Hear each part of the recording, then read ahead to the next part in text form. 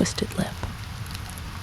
Issa Whitney, brother of the late Elias Whitney, D.D., principal of the Theological College of St. George's, was much addicted to opium.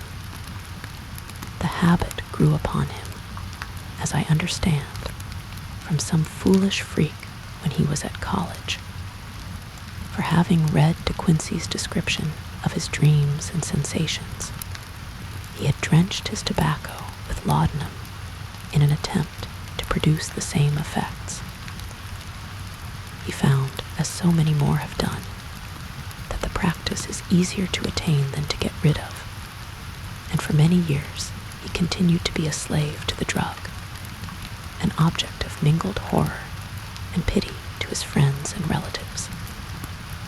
I can see him now, with yellow, pasty face, drooping lids, and pinpoint pupils, all huddled in a chair, the wreck and ruin of a noble man. One night, it was in June, '89, there came a ring to my bell, about the hour when a man gives his first yawn and glances at the clock. I sat up in my chair, and my wife laid her needlework down in her lap and made a little face of disappointment. "A patient," said she. "You'll have to go out." I groaned, for I was newly come back from a weary day. We heard the door open, a few hurried words, and then quick steps upon the linoleum. Our own door flew open, and a lady, clad in some dark-colored stuff, with a black veil, entered the room. "You will excuse my calling so late," she began. And then, suddenly losing her self-control, she ran forward, threw her arms about my wife's neck, and sobbed upon her shoulder. "Oh, I'm in such trouble," she cried. "I do so want a little help." "Why," said my wife, pulling up her veil, "it is Kate Whitney. How you startled me, Kate. I had not an idea who you were when you came in. I didn't know what to do, so I came straight to you." That was always the way. Folk who were in grief came to my wife like birds to a lighthouse. "It was very sweet of you to come. Now, you must have some wine and water and sit here comfortably and tell us all about it. Or should you rather that I sent James off to bed?" "Oh, no, no. I want the doctor's advice and help, too. It's about Issa. He has not been home for 2 days. I am so frightened about him."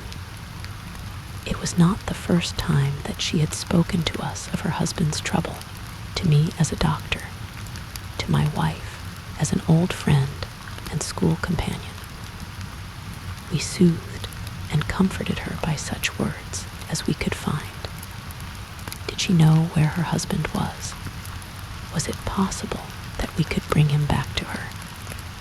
It seems that it was. She had the surest information, that of late he had, when the fit was on him, made use of an opium den in the farthest east of the city. Hitherto his orgies had always been confined to one day, and he had come back, twitching and shattered, in the evening. But now the spell had been upon him 840 hours, and he lay there, doubtless among the dregs of the docks, breathing in the poison or sleeping off the effects. There he was to be found, she was sure of it, at the Bar of Gold in Upper Swandam Lane. But what was she to do? How could she, a young and timid woman, make her way into such a place and pluck her husband out from among the ruffians who surrounded him? There was the case, and of course there was but one way out of it. Might I not escort her to this place? And then, as a second thought, why should she come at all? I was Issa Whitney's medical advisor, and as such I had influence over him. I could manage it better if I were alone. I promised her on my word that I would send him home in a cab within 2 hours if he were indeed at the address which she had given me. And so in 10 minutes, I had left my armchair and cheery sitting room behind me and was speeding eastward in a hansom on a strange errand, as it seemed to me at the time, though the future only could show how strange it was to be. But there was no great difficulty in the first stage of my adventure. Upper Swandam Lane is a vile alley lurking behind the high wharves, which line the north side of the river to the east of London Bridge. Between a slop shop and a gin shop, approached by a steep flight of steps leading down to a black gap like the mouth of a cave, I found the den of which I was in search. Ordering my cab to wait, I passed down the steps, worn hollow in the center by the ceaseless tread of drunken feet, and by the light of a flickering oil lamp above the door I found the latch and made my way into a long, low room, thick and heavy with the brown opium smoke, and terraced with wooden berths like the forecastle of an emigrant ship.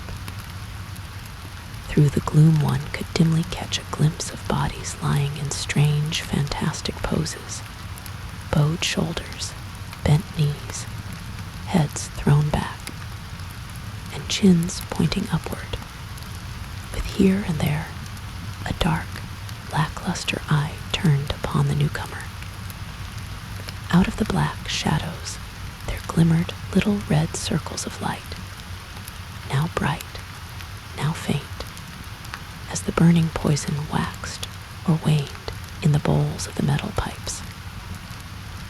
The most lay silent, but some muttered to themselves, and others talked together in a strange, low, monotonous voice, their conversation coming in gushes, and then suddenly tailing off into silence, each mumbling out his own thoughts and paying little heed to the words of his neighbor. At the farther end was a small brazier of burning charcoal, beside which on a 3-legged wooden stool there sat a tall, thin old man, with his jaw resting upon his 2 fists and his elbows upon his knees, staring into the fire. As I entered, a sallow Malay attendant had hurried up with a pipe for me and a supply of the drug, beckoning me to an empty berth. "Thank you. I have not come to stay," said I. "There's a friend of mine here, Mr. Issa Whitney, and I wish to speak with him." There was a movement and an exclamation from my right, and peering through the gloom, I saw Whitney, pale, haggard, and unkempt, staring out at me. "My God, it's Watson," said he. He was in a pitiable state of reaction, with every nerve in a twitter. "I say, Watson, what o'clock is it?" "Nearly 11. "Of what day?" "Of Friday, June 19th. "Good heavens, I thought it was Wednesday." "It is Wednesday. What do you want to frighten a chap for?" He sank his face onto his arms and began to sob in a high treble key. "I tell you that it is Friday, man.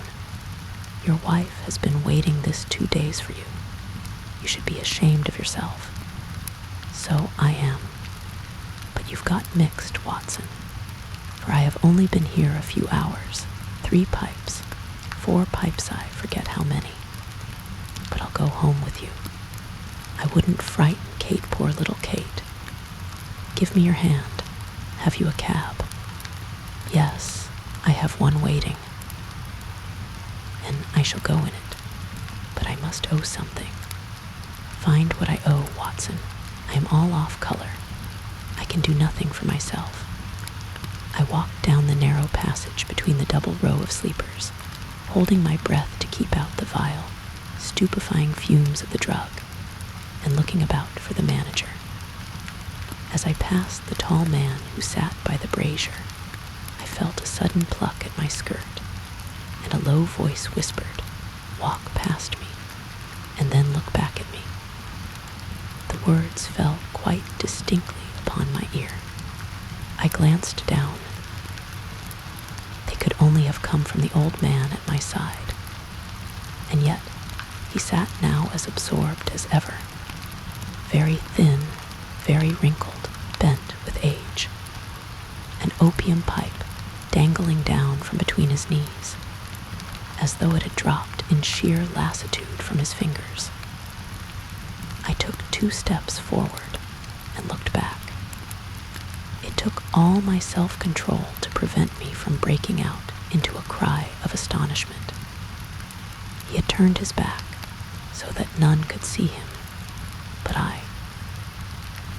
His form had filled out, his wrinkles were gone, the dull eyes had regained their fire, and there, sitting by the fire and grinning at my surprise, was none other than Sherlock Holmes. He made a slight motion to me to approach him, and instantly, as he turned his face half round to the company once more, subsided into a doddering, loose-lipped senility. "Holmes," I whispered, "what on earth are you doing in this den?" "As low as you can," he answered. "I have excellent ears. If you would have the great kindness to get rid of that sottish friend of yours, I should be exceedingly glad to have a little talk with you. I have a cab outside. Then pray send him home in it. You may safely trust him, for he appears to be too limp to get into any mischief. I should recommend you also to send a note by the cabman to your wife to say that you have thrown in your lot with me. If you will wait outside, I shall be with you in 5 minutes." It was difficult to refuse any of Sherlock Holmes' requests, for they were always so exceedingly definite and put forward with such a quiet air of mastery.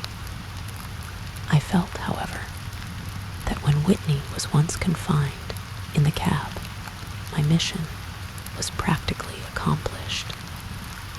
And for the rest, I could not wish anything better than to be associated with my friend in one of those singular adventures which were the normal condition of his existence. In a few minutes, I had written my note, paid Whitney's bill, led him out to the cab, and seen him driven through the darkness. In a very short time, a decrepit figure had emerged from the opium den, and I was walking down the street with Sherlock Holmes. For 2 streets, he shuffled along with a bent back and an uncertain foot. Then, glancing quickly round, he straightened himself out and burst into a hearty fit of laughter. "I suppose, Watson," said he, "that you imagine that I have added opium smoking to cocaine injections, and all the other little weaknesses on which you have favored me with your medical views. I was certainly surprised to find you there, but not more so than I to find you. I came to find a friend, and I to find an enemy. An enemy. Yes, one of my natural enemies, or shall I say, my natural prey. Briefly, Watson, I am in the midst of a very remarkable inquiry, and I have hoped to find a clue in the incoherent ramblings of these sots, as I have done before now. Had I been recognized in that den, my life would not have been worth an hour's purchase, for I have used it before now for my own purposes, and the rascally Lasker who runs it has sworn to have vengeance upon me. There's a trapdoor at the back of that building, near the corner of Paul's Wharf, which could tell some strange tales of what has passed through it upon the moonless nights. What? You do not mean bodies? Aye, bodies. case, Watson. We should be rich men if we had a circumflex pound 1,000 for every poor devil who has been done to death in that den. It is the vilest murder trap on the whole riverside, and I fear that Neville St. Clair has entered it, never to leave it more. But our trap should be here. He put his 2 forefingers between his teeth and whistled shrilly a signal, which was answered by a similar whistle from the distance, followed shortly by the rattle of wheels and the clink of horses' hoofs. "Now, Watson," said Holmes, as a tall dog-cart dashed up through the gloom, throwing out 2 golden tunnels of yellow light from its side lanterns. "You'll come with me, won't you, if I can be of use? Oh, a trusty comrade is always of use, and a chronicler still more so. My room at the Cedars is a double-bedded one. The Cedars? Yes, that is Mr. St. Clair's house. I am staying there while I conduct the inquiry. Where is it, then? Near Lee in Kent. We have a 7-mile drive before us. But I am all in the dark. Of course you are. You'll know all about it presently. Jump up here. All right, John, we shall not need you. Here's half a crown. Look out for me tomorrow about 11. Give her her head. So long, then." He flicked the horse with his whip, and we dashed away through the endless succession of somber and deserted streets, which widened gradually until we were flying across a broad balustraded bridge, with the murky river flowing sluggishly beneath us. Beyond lay another dull wilderness of bricks and mortar, its silence broken only by the heavy, regular footfall of the policeman, or the songs and shouts of some belated party of revelers. A dull rack was drifting slowly across the sky, and a star or 2 twinkled dimly here and there through the rifts of the clouds. Holmes drove in silence, with his head sunk upon his breast, and the air of a man who is lost in thought, while I sat beside him, curious to learn what this new quest might be which seemed to tax his powers so sorely, and yet afraid to break in upon the current of his thoughts. We had driven several miles, and were beginning to get to the fringe of the belt of suburban villas, when he shook himself, shrugged his shoulders, and lit up his pipe with the air of a man who has satisfied himself that he is acting for the best. "You have a grand gift of silence, Watson," said he. "It makes you quite invaluable as a companion. Upon my word, it is a great thing for me to have someone to talk to, for my own thoughts are not over-pleasant. I was wondering what I should say to this dear little woman tonight when she meets me at the door. You forget that I know nothing about it. I shall just have time to tell you the facts of the case before we get to Lee. It seems absurdly simple, and yet somehow I can get nothing to go upon. There's plenty of thread, no doubt, but I can't get the end of it into my hand. Now I'll state the case clearly and concisely to you, Watson, and maybe you can see a spark where all is dark to me. Proceed, then. Some years ago, to be definite, in May 1884, there came to Lee a gentleman, Neville St. Clair by name, who appeared to have plenty of money. He took a large villa, laid out the grounds very nicely, and lived generally in good style. By degrees, he made friends in the neighborhood, and in 1887, he married the daughter of a local brewer, by whom he now has 2 children. He had no occupation, but was interested in several companies and went into town as a rule in the morning, returning by the 5:14 from Cannon Street every night. Mr. St. Clair is now 37 years of age, is a man of temperate habits, a good husband, a very affectionate father, and a man who is popular with all who know him. I may add that his whole debts at the present moment, as far as we have been able to ascertain, amount to a circumflex pound 88/10, while he has a circumflex pound 220 standing to his credit in the Capital and Counties Bank. There is no reason, therefore, to think that money troubles have been weighing upon his mind. Last Monday, Mr. Neville St. Clair went into town rather earlier than usual, remarking before he started that he had 2 important commissions to perform, and that he would bring his little boy home a box of bricks. Now, by the merest chance, his wife received a telegram upon this same Monday, very shortly after his departure, to the effect that a small parcel of considerable value, which she had been expecting, was waiting for her at the offices of the Aberdeen Shipping Company.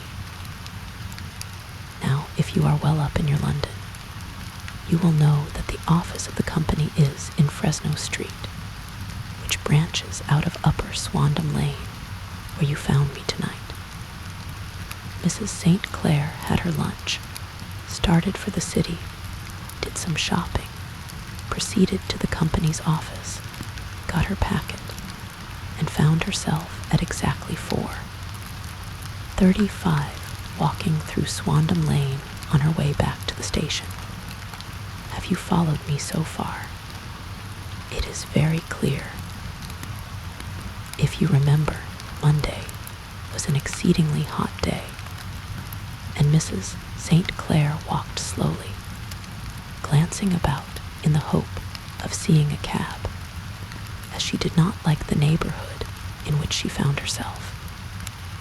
While she was walking in this way down Swandam Lane, she suddenly heard an ejaculation or cry, and was struck cold to see her husband looking down at her, and, as it seemed to her, beckoning to her from a second-floor window. The window was open, and she distinctly saw his face, which she describes as being terribly agitated. He waved his hands frantically to her, and then vanished from the window so suddenly that it seemed to her that he had been plucked back by some irresistible force from behind. One singular point which struck her quick feminine eye was that, although he wore some dark coat, such as he had started to town in, he had on neither collar nor necktie. Convinced that something was amiss with him, she rushed down the steps, for the house was none other than the opium den in which you found me tonight, and, running through the front room, she attempted to ascend the stairs which led to the first floor. At the foot of the stairs, however, she met this Lascar scoundrel of whom I have spoken, who thrust her back, and, aided by a Dane, who acts as assistant there, pushed her out into the street. Filled with the most maddening doubts and fears, she rushed down the lane, and by rare good fortune, met in Fresno Street a number of constables with an inspector, all on their way to their beat. The inspector and 2 men accompanied her back, and in spite of the continued resistance of the proprietor, they made their way to the room which Mr. St. Clair had last been seen. There was no sign of him there. In fact, in the whole of that floor, there was no one to be found save a crippled wretch of hideous aspect, who, it seems, made his home there. Both he and the Lascar stoutly swore that no one else had been in the front room during the afternoon. So determined was their denial that the inspector was staggered, and had almost come to believe that Mrs. St. Clair had been deluded when, with a cry, she sprang at a small deal box which lay upon the table and tore the lid from it. Out there fell a cascade of children's bricks. It was the toy which he had promised to bring home. This discovery, and the evident confusion which the cripple showed, made the inspector realize that the matter was serious. The rooms were carefully examined, and results all pointed to an abominable crime. The front room was plainly furnished as a sitting room, and led into a small bedroom, which looked out upon the back of one of the wharves. Between the wharf and the bedroom window is a narrow strip, which is dry at low tide, but is covered at high tide with at least 4.5 feet of water. The bedroom window was a broad one and opened from below. On examination, traces of blood were to be seen upon the windowsill, and several scattered drops were visible upon the wooden floor of the bedroom. Thrust away behind a curtain in the front room were all the clothes of Mr. Neville St. Clair, with the exception of his coat. His boots, his socks, his hat, and his watch-all were there. There were no signs of violence upon any of these garments, and there were no other traces of Mr. Neville St. Clair. Out of the window, he must apparently have gone, for no other exit could be discovered, and the ominous bloodstains upon the sill gave little promise that he could save himself by swimming, for the tide was at its very highest at the moment of the tragedy. And now as to the villains, who seemed to be immediately implicated in the matter. The Lascar was known to be a man of the vilest antecedents, but as, by Mrs. St. Clair's story, he was known to have been at the foot of the stair within a very few seconds of her husband's appearance at the window, he could hardly have been more than an accessory to the crime. His defense was one of absolute ignorance, and he protested that he had no knowledge as to the doings of Hugh Boone, his lodger, and that he could not account in any way for the presence of the missing gentleman's clothes. So much for the Lascar manager. Now for the sinister cripple who lives upon the second floor of the opium den, and who was certainly the last human being whose eyes rested upon Neville St. Clair. His name is Hugh Boone, and his hideous face is one which is familiar to every man who goes much to the city. He is a professional beggar, though in order to avoid the police regulations, he pretends to a small trade in wax vestas, some little distance down Threadneedle Street. Upon the left-hand side, there is, as you may have remarked, a small angle in the wall. Here it is that this creature takes his daily seat, cross-legged with his tiny stock of matches on his lap, and as he is a piteous spectacle, a small rain of charity descends into the greasy leather cap which lies upon the pavement beside him. I have watched the fellow more than once before ever I thought of making his professional acquaintance, and I have been surprised at the harvest which he has reaped in a short time. His appearance, you see, is so remarkable that no one can pass him without observing him. A shock of orange hair, a pale face disfigured by a horrible scar, which, by its contraction, has turned up the outer edge of his upper lip, a bulldog chin, and a pair of very penetrating dark eyes, which present a singular contrast to the color of his hair, all mark him out from amid the common crowd of mendicants. And so, too, does his wit, for he is ever ready with a reply to any piece of chaff which may be thrown at him by the passers-by. This is the man whom we now learn to have been the lodger at the opium den, and to have been the last man to see the gentleman of whom we are in quest. But a cripple, said I, what could he have done single-handed against a man in the prime of life? He is a cripple in the sense that he walks with a limp, but in other respects he appears to be a powerful and well-nurtured man. Surely your medical experience would tell you, Watson, that weakness in one limb is often compensated for by exceptional strength in the others. Pray continue your narrative. Mrs. St. Clair had fainted at the sight of the blood upon the window, and she was escorted home in a cab by the police, as her presence could be of no help to them in their investigations. Inspector Barton, who had charge of the case, made a very careful examination of the premises, but without finding anything which threw any light upon the matter. One mistake had been made in not arresting Boone instantly, as he was allowed some few minutes during which he might have communicated with his friend the Lascar.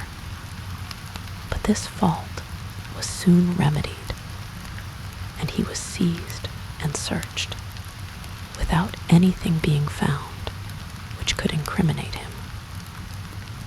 There were, it is true, some bloodstains upon his right shirt sleeve, but he pointed to his ring finger, which had been cut near the nail, and explained that the bleeding came from there, adding that he had been to the window not long before, and that the stains which had been observed there came doubtless from the same source.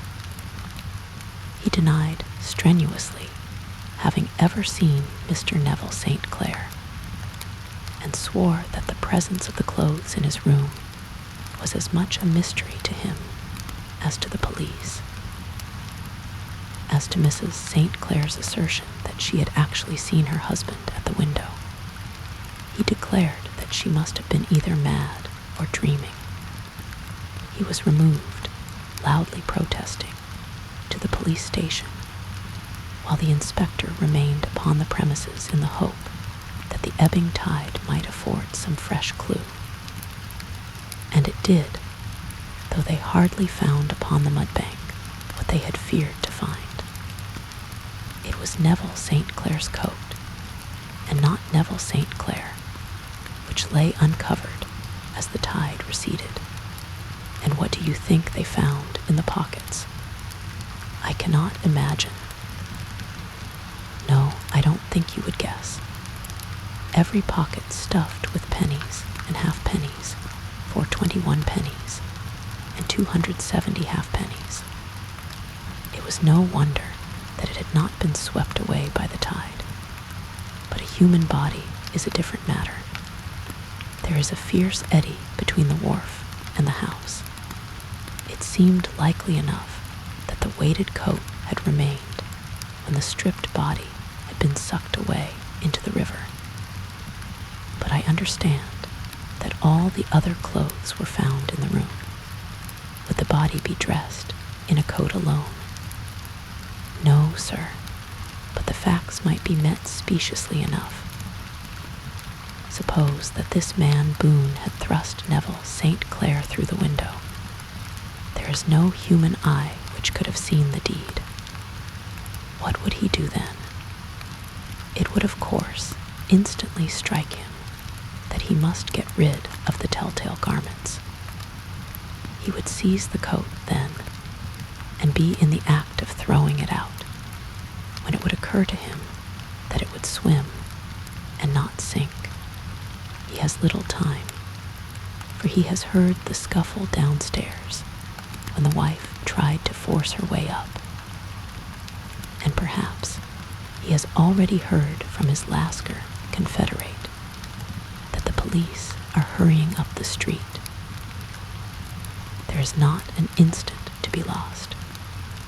He rushes to some secret hoard where he has accumulated the fruits of his beggary, and he stuffs all the coins upon which he can lay his hands into the pockets to make sure of the coat's sinking. He throws it out, and would have done the same with the other garments had not he heard the rush of steps below, and only just had time to close the window when the police appeared. It certainly sounds feasible. Well, we will take it as a working hypothesis, for want of a better. Boone, as I have told you, was arrested and taken to the station. But it could not be shown that there had ever before been anything against him. He had for years been known as a professional beggar, but his life appeared to have been a very quiet and innocent one. There the matter stands at present, and the questions which have to be solved what Neville St. Clair was doing in the opium den. What happened to him when there? Where is he now? And what Hugh Boone had to do with his disappearance are all as far from a solution as ever. I confess that I cannot recall any case within my experience which looked at the first glance so simple, and yet which presented such difficulties. While Sherlock Holmes had been detailing this singular series of events, we had been whirling through the outskirts of the great town until the last straggling houses had been left behind, and we rattled along with a country hedge upon either side of us. Just as he finished, however, we drove through 2 scattered villages where a few lights still glimmered in the windows. "We are on the outskirts of Lee," said my companion. We have touched on 3 English counties in our short drive, starting in Middlesex, passing over an angle of Surrey, and ending in Kent. See that light among the trees? That is the Cedars, and beside that lamp sits a woman whose anxious ears have already, I have little doubt, caught the clink of our horses' feet. But why are you not conducting the case from Baker Street? I asked. Because there are many inquiries which must be made out here. Mrs. St. Clair has most kindly put 2 rooms at my disposal, and you may rest assured that she will have nothing but a welcome for my friend and colleague.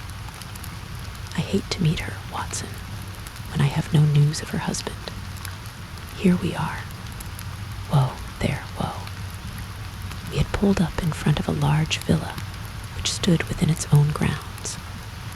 A stable boy had run out to the horse's head, and springing down, I followed Holmes up the small, winding gravel drive which led to the house. As we approached, the door flew open, and a little blonde woman stood in the opening, clad in some sort of light mousseline de soie, with a touch of fluffy pink chiffon at her neck and wrists.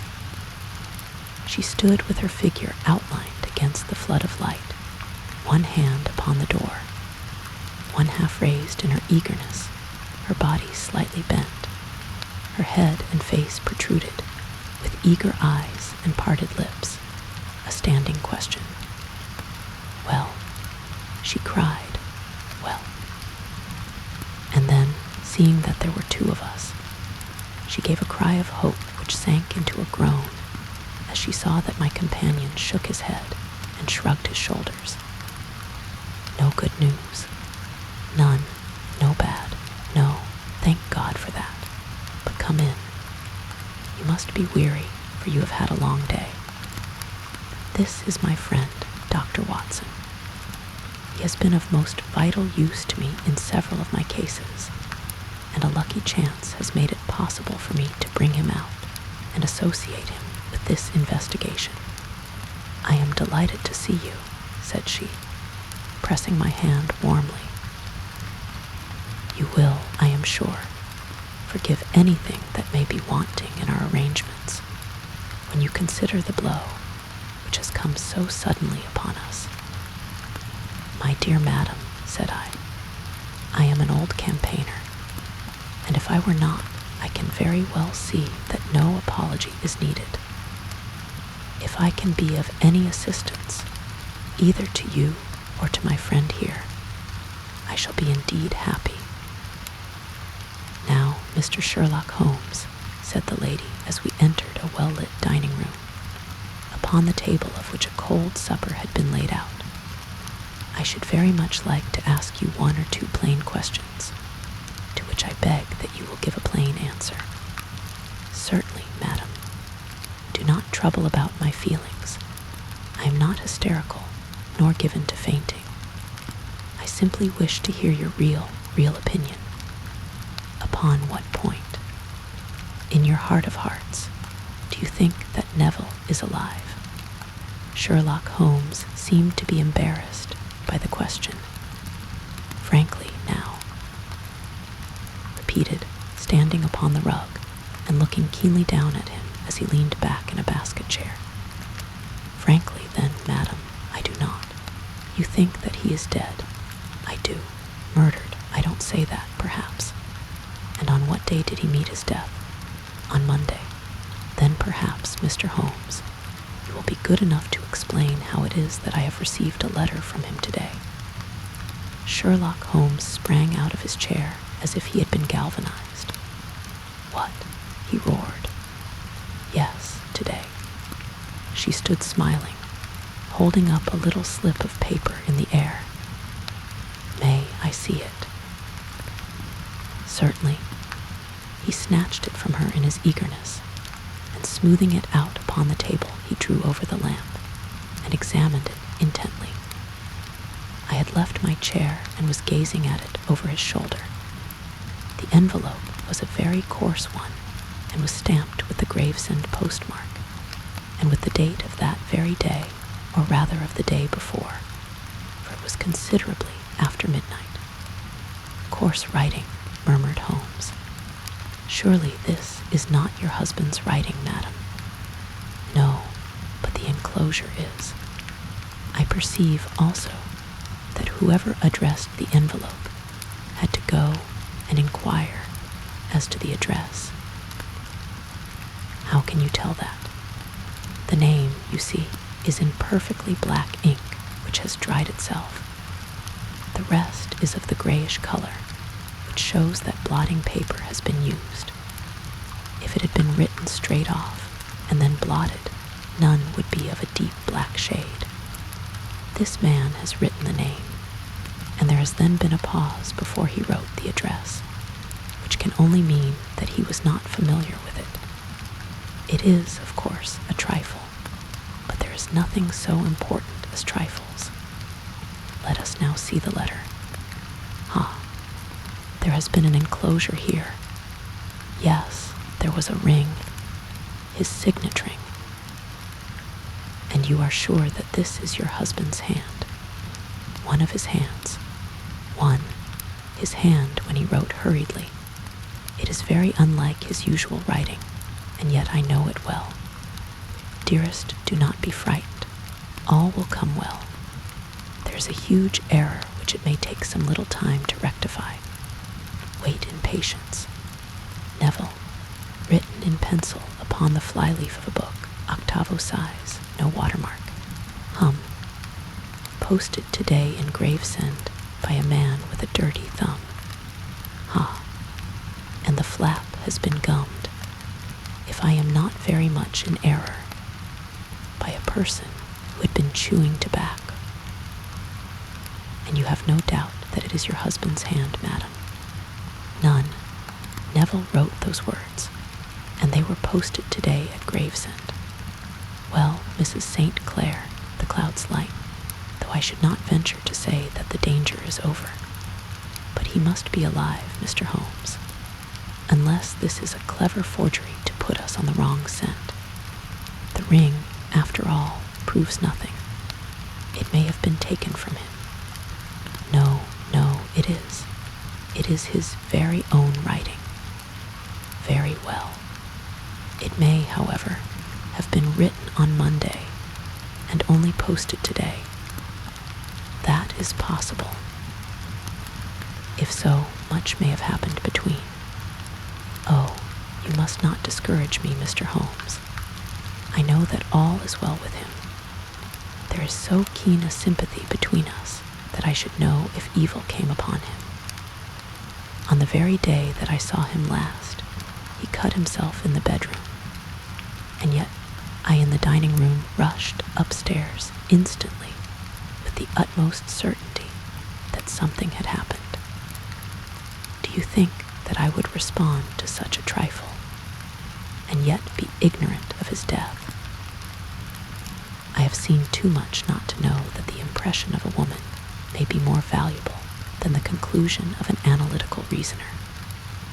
And in this letter, you certainly have a very strong piece of evidence to corroborate your view. But if your husband is alive and able to write letters, why should he remain away from you? I cannot imagine. It is unthinkable. And on Monday, he made no remarks before leaving you. No, and you were surprised to see him in Swandam Lane. Very much so. Was the window open? Yes. Then he might have called to you. He might. He only, as I understand, gave an inarticulate cry. Yes, a call for help, you thought. Yes, he waved his hands. But it might have been a cry of surprise. Astonishment at the unexpected sight of you might cause him to throw up his hands. It is possible. And you thought he was pulled back. He disappeared so suddenly. He might have leaped back. You did not see anyone else in the room. No, but this horrible man confessed to having been there, and the Lascar was at the foot of the stairs. Quite so. Your husband, as far as you could see, had his ordinary clothes on, but without his collar or tie. I distinctly saw his bare throat. Had he ever spoken of Swandam Lane? Never. Had he ever showed any signs of having taken opium? Never. Thank you, Mrs. St. Clair. Those are the principal points about which I wish to be absolutely clear. We shall now have a little supper, and then retire, for we may have a very busy day tomorrow. A large and comfortable double-bedded room had been placed at our disposal, and I was quickly between the sheets, for I was weary after my night of adventure. Sherlock Holmes was a man, however, who, when he had an unsolved problem upon his mind, would go for days, and even for a week, without rest, turning it over, rearranging his facts, looking at it from every point of view, until he had either fathomed it or convinced himself that his data were insufficient. It was soon evident to me that he was now preparing for an all-night sitting. He took off his coat and waistcoat, put on a large blue dressing gown, and then wandered about the room collecting pillows from his bed and cushions from the sofa and armchairs. With these, he constructed a sort of eastern divan, upon which he perched himself cross-legged, with an ounce of shag tobacco and a box of matches laid out in front of him.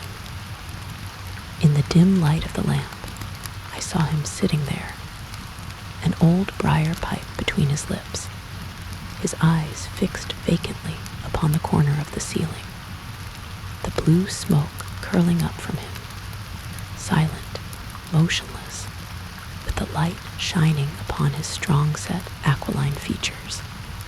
So he sat as I dropped off to sleep. And so he sat when a sudden ejaculation caused me to wake up, and I found the summer sun shining into the apartment. The pipe was still between his lips, the smoke still curled upward, and the room was full of a dense tobacco haze, but nothing remained of the heap of shag which I had seen upon the previous night. "Awake, Watson?" he asked. "Yes. Game for a morning drive?" "Certainly." "Then dress. No one is stirring yet, but I know where the stable boy sleeps, and we shall soon have the trap out." He chuckled to himself as he spoke. His eyes twinkled, and he seemed a different man to the somber thinker of the previous night. As I dressed, I glanced at my watch. It was no wonder that no one was stirring. It was 25 minutes past 4. I had hardly finished when Holmes returned with the news that the boy was putting in the horse. "I want to test a little theory of mine," said he, pulling on his boots. "I think, Watson, that you are now standing in the presence of one of the most absolute fools in Europe. I deserve to be kicked from here to Charing Cross, but I think I have the key of the affair now." "And where is it?" I asked, smiling. "In the bathroom," he answered. "Oh, yes, I am not joking," he continued, seeing my look of incredulity. "I have just been there, and I have taken it out, and I have got it in this Gladstone bag. Come on, my boy, and we shall see whether it will not fit the lock." We made our way downstairs as quietly as possible, and out into the bright morning sunshine. In the road stood our horse and trap, with the half-clad stable boy waiting at the head. We both sprang in, and away we dashed down the London road.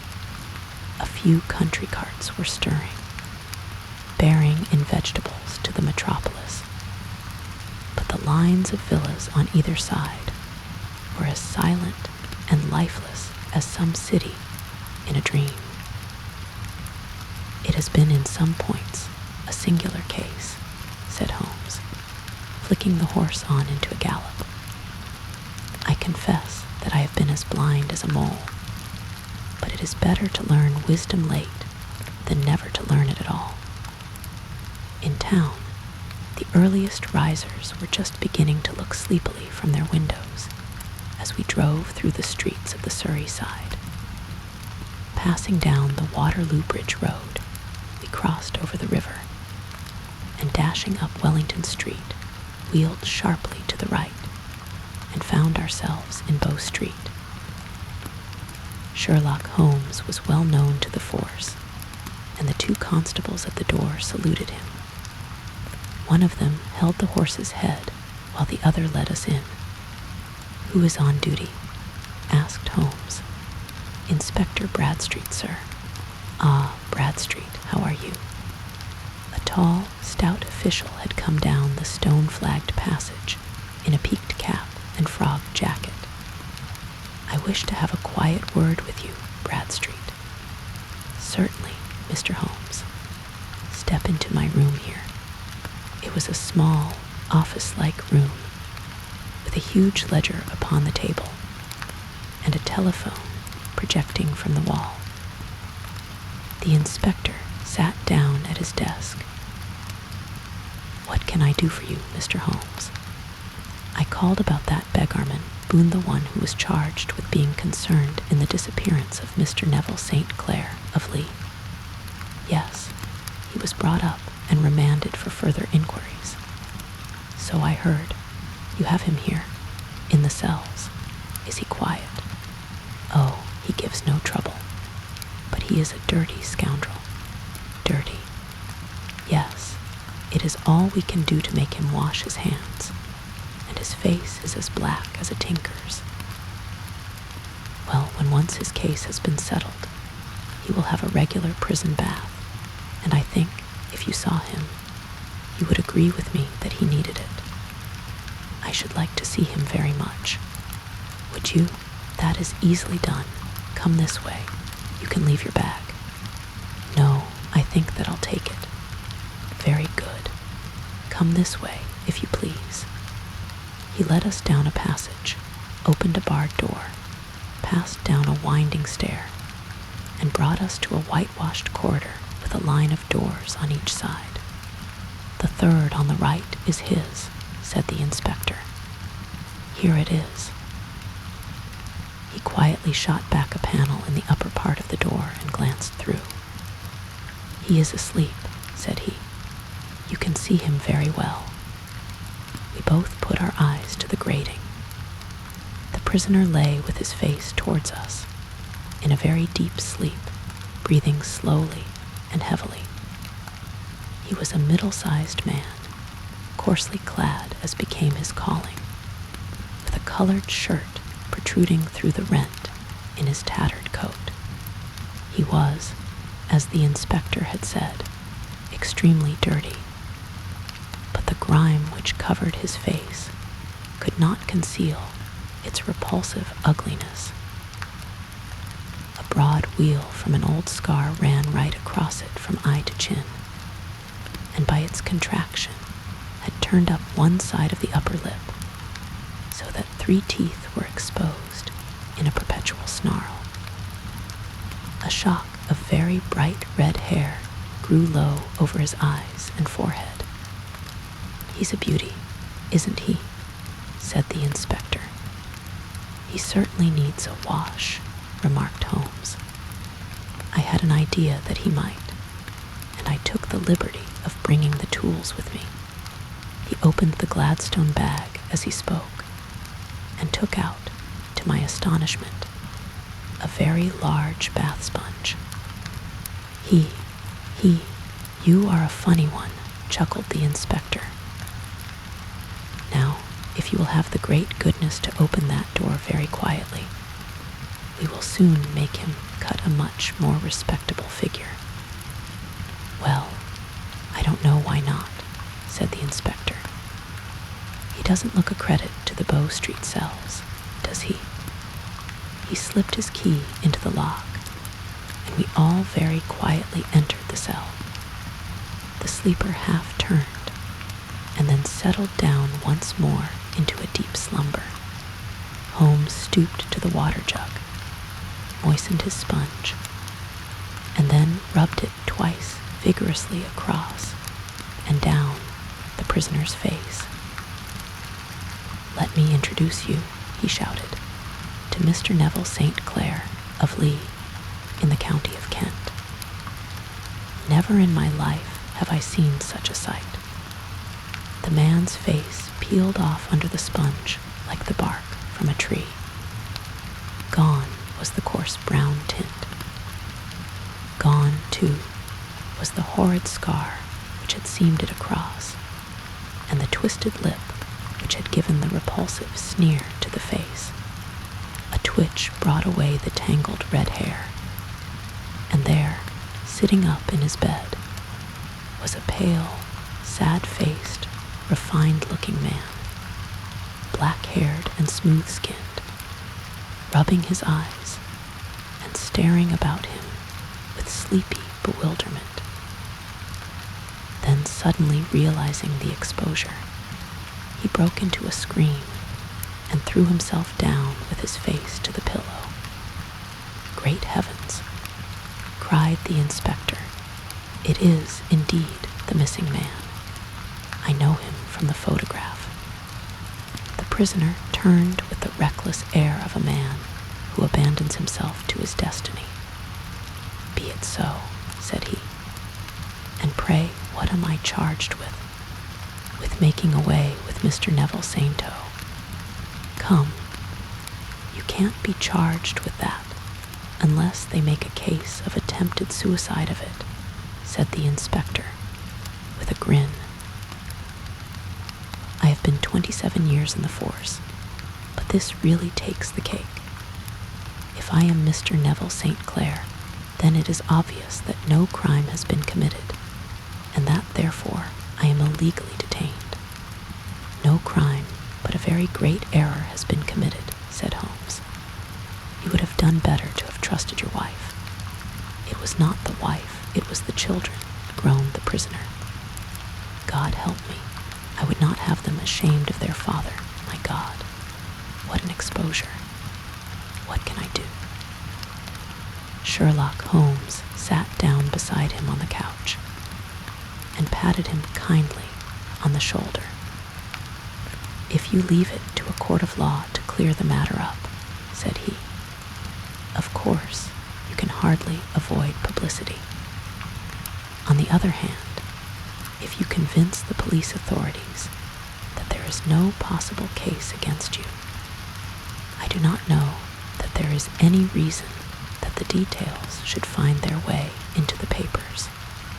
Inspector Bradstreet would, I am sure, make notes upon anything which you might tell us and submit it to the proper authorities. The case would then never go into court at all." "God bless you," cried the prisoner passionately. "I would have endured imprisonment, aye, even execution, rather than have left my miserable secret as a family blot to my children. You are the first who have ever heard my story.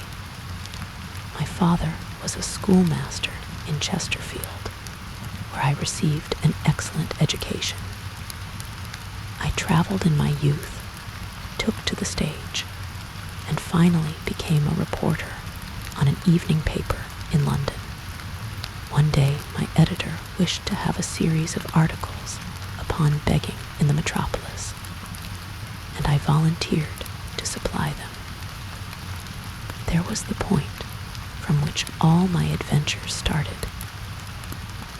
It was only by trying begging as an amateur that I could get the facts upon which to base my articles. When an actor I had, of course, learned all the secrets of making up, and had been famous in the green room for my skill. I took advantage now of my attainments. I painted my face, and to make myself as pitiable as possible, I made a good scar, and fixed one side of my lip in a twist by the aid of a small slip of flesh-colored plaster. Then, with a red head of hair and an appropriate dress, I took my station in the business part of the city, ostensibly as a match seller, but really as a beggar. For 7 hours, I plied my trade, and when I returned home in the evening, I found to my surprise that I had received no less than 26s for D. I wrote my articles and thought little more of the matter until some time later I backed a bill for a friend and had a writ served upon me for a circumflex £25.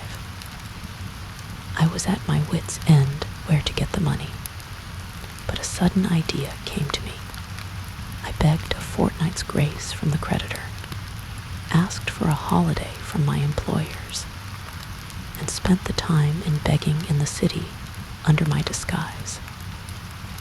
In 10 days, I had the money and had paid the debt. Well, you can imagine how hard it was to settle down to arduous work at a circumflex £2 a week, when I knew that I could earn as much in a day by smearing my face with a little paint, laying my cap on the ground, and still. It was a long fight between my pride and the money, but the dollars won at last, and I threw up reporting and sat day after day in the corner which I had first chosen, inspiring pity by my ghastly face and filling my pockets with coppers. Only one man knew my secret. He was the keeper of a low den in which I used to lodge in Swandam Lane, where I could every morning emerge as a squalid beggar, and in the evenings transform myself into a well-dressed man about town.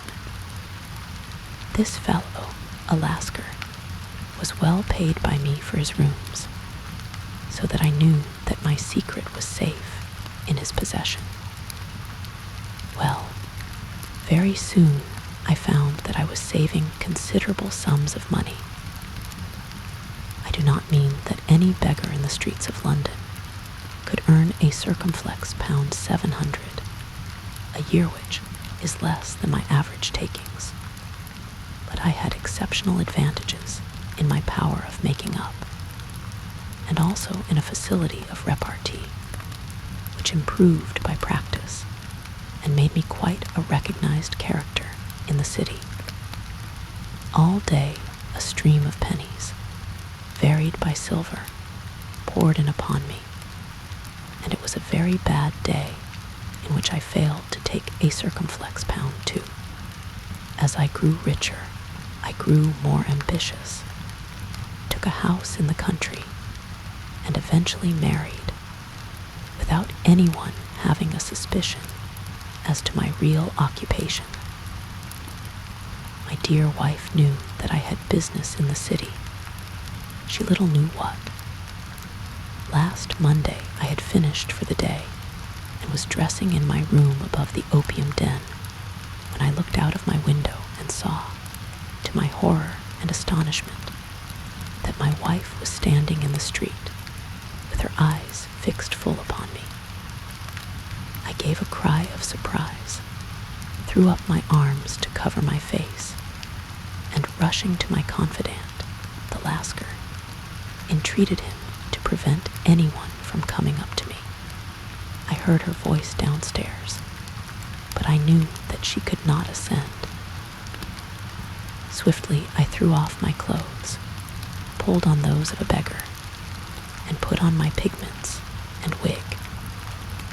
Even a wife's eyes could not pierce so complete a disguise. But then it occurred to me that there might be a search in the room, and that the clothes might betray me. I threw open the window, reopening by my violence a small cut which I had inflicted upon myself in the bedroom that morning. Then I seized my coat, which was weighted by the coppers, which I had just transferred to it from the leather bag in which I carried my takings. I hurled it out of the window, and it disappeared into the Thames. The other clothes would have followed, but at that moment there was a rush of constables up the stair, and a few minutes after I found, rather, I confess, to my relief, that instead of being identified as Mr. Neville St. Clair, I was arrested as his murderer. I do not know that there is anything else for me to explain. I was determined to preserve my disguise as long as possible, and hence my preference for a dirty face. Knowing that my wife would be terribly anxious, I slipped off my ring and confided it to the Lascar at a moment when no constable was watching me, together with a hurried scrawl, telling her that she had no cause to fear. "That note only reached her yesterday," said Holmes. "Good God, what a week she must have spent." "The police have watched this Lascar," said Inspector Bradstreet, "and I can quite understand that he might find it difficult to post a letter unobserved. Probably he handed it to some sailor customer of his, who forgot all about it for some days. That was it, said Holmes, nodding approvingly. I have no doubt of it. But have you never been prosecuted for begging? Many times, but what was a fine to me? It must stop here, however, said Bradstreet. If the police are to hush this thing up, there must be no more of Hugh Boone. I have sworn it by the most solemn oaths which a man can take. In that case, I think that it is probable that no further steps may be taken. But if you are found again, then all must come out. I am sure, Mr. Holmes, that we are very much indebted to you for having cleared the matter up. I wish I knew how you reach your results. I reached this one, said my friend, by sitting upon 5 pillows and consuming an ounce of shag. I think, Watson, that if we drive to Baker Street, we shall just be in time for breakfast.